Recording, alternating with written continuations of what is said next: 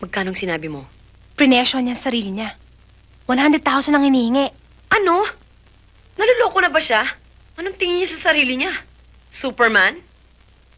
Akala ko ba kahit magkano handa ka magbayad? Alalahanin mo, tita, hindi mo siya binabayaran para sumiping sa'yo, kundi para bigyan ka ng anak.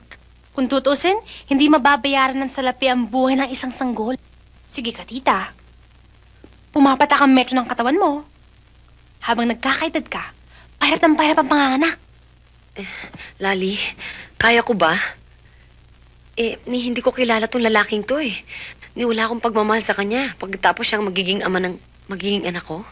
Akala ko ba, ayaw mo na magmahal uli? Akala ko ba, magmula ngayon, gagamitin mo na lang ang mga lalaki?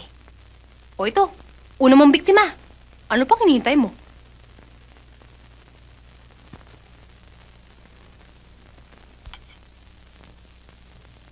Everything seems to be okay naman eh.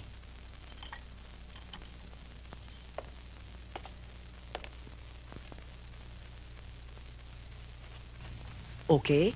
Masakit pa? Oh.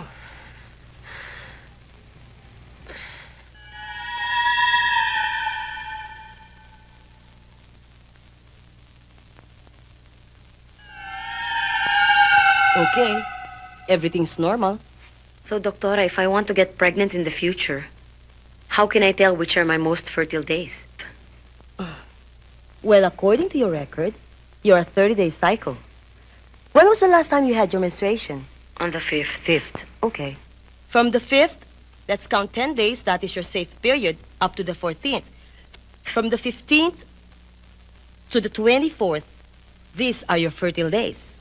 O ito yung medical report. Yung hinihingi mo. Mabuti na lang pumayag siya magpa-check up. May mga ano yan, ha? Resibo. Mga nagasta ko. Balik mo sa akin, ha? Wala siyang sakit at mataas ang IQ niya. At pinaka-importante sa lahat, may oversupply ng ammunition ng kaya kanyang bigyan ng kahit isang dosen ng anak.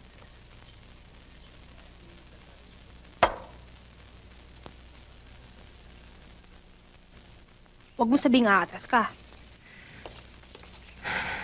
Bakit pa pakiramdam ko kapag ginawa ko to, parang na rin ako nag-suicide uli. Vina, anong problema mo? Bakit hindi na lang kaya ako mag-ampon?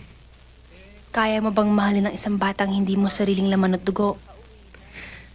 Anong sasabihin ng ibang tao? Mas importante ba sila kaysa sa sarili mong kaligayahan?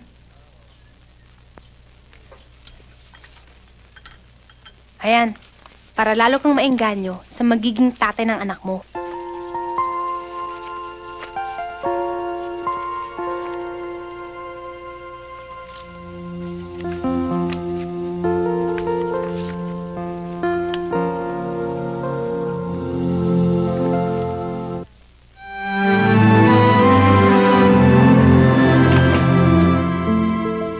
Paano nakapasok dito ang lalaking yan? Sinabi ko naman sa'yo, okay lang eh. Sige na, sige na. Ano pa bang kailangan mo sa akin? I need a job. Well, this is not the personnel department. I know. Pero at least you can back me up. Make recommendations. Ang kapal talaga ng mukha mo. Mr. Celdran, kalat na sa buong business community ang kalokohang ginawa mo sa Lusuryaga Corporation. At kahit ako pang may-ari ng korporasyon na to, hindi ako magkakamali tanggapin ang isang despalkador na katulad mo. I'm sorry, Raul. But I think this time you really blew it up.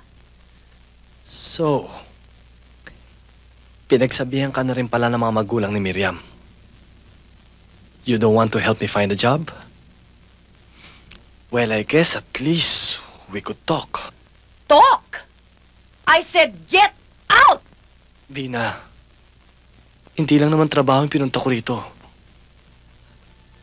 Alam mo naman, ang buong pangyayari na hindi ko ginusto ang lahat.